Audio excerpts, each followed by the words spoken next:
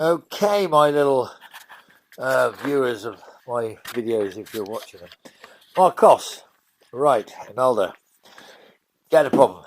She runs great, not a problem. Had a bit of problem with the back wheel cylinder, as you probably know.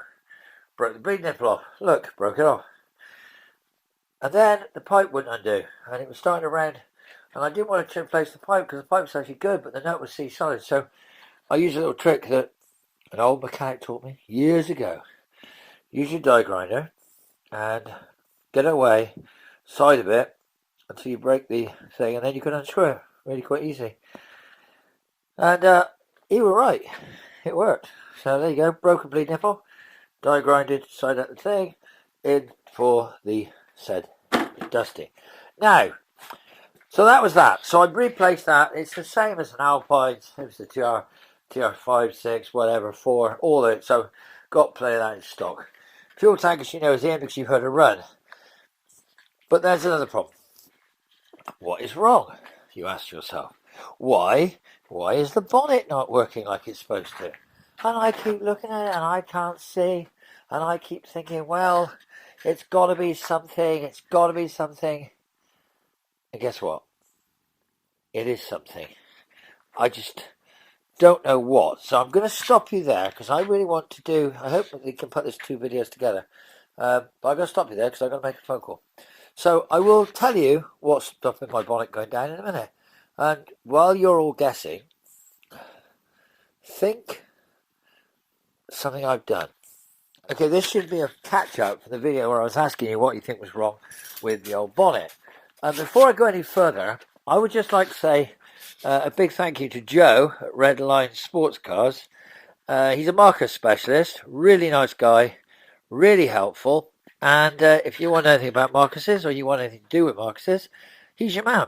He's got some for sale and he's got some really good cars over there. So give him a shout if you want to buy one. All right, so that's that for that. And I will now say to you this. I know what it's fouling on. And I think you probably do. This kind of dynamo on it. And what did I put on? An alternator. What's wrong? The alternator's sitting too high. And that's what's fouling the bonnet. So it's my own fault. I don't mess with the hinges. So now I've got to struggle on my own. So I'm going to bolt the bonnet up. I'm going to tip it forward. Put a longer, possibly a longer belt on the alternator and let the alternator drop further away. If that doesn't work, then I don't know. I'll have to come up with another plan. I love it when a plan doesn't come together. But anyway, in the meantime, I'd just like to say, I'm glad if you are watching it, and I hope you do enjoy watching it, because she's coming. Brakes are coming, and all the bleed nipples come out. I had trouble with this one. I thought it was going to snap, but after some free spray, a bit of heat and a bit of persuasion, and a few little tricks that I won't mention, she came out without a fight. So the brakes should bleed up, clutch should bleed up. I heard this is a very rare old girl because she's got Vauxhall Viva headlights in her still. And I'm hoping, like I say, that they'll be all right, fine, they'll be good enough for what I want. So, yeah, I'm happy that with her. I've got to find some seatbelts because I know how people love seatbelts. I personally don't like them. I'm going to go through the windscreen to get help so I can take the phone with me and call for an ambulance. So, but I think in one of these, I don't think you get that option. I think you're too low down. You just go under the car. So anyway, it's not like you get thrown out of it unless you open the sunroof, perhaps.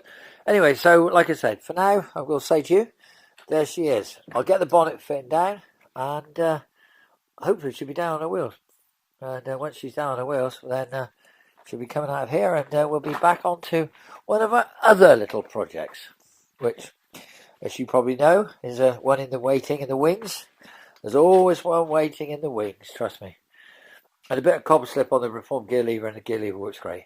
Plus one window went down, so yeah, a few other little jobs, and I think I actually have a seat in it. Look, see, there's a seat in it. So yeah, we'll be getting that done. So like I say, there you go. That's a little quick thank you to Joe, and as I said before, I will have this on the road, unlike some other Marcos specialists who are not quite as helpful.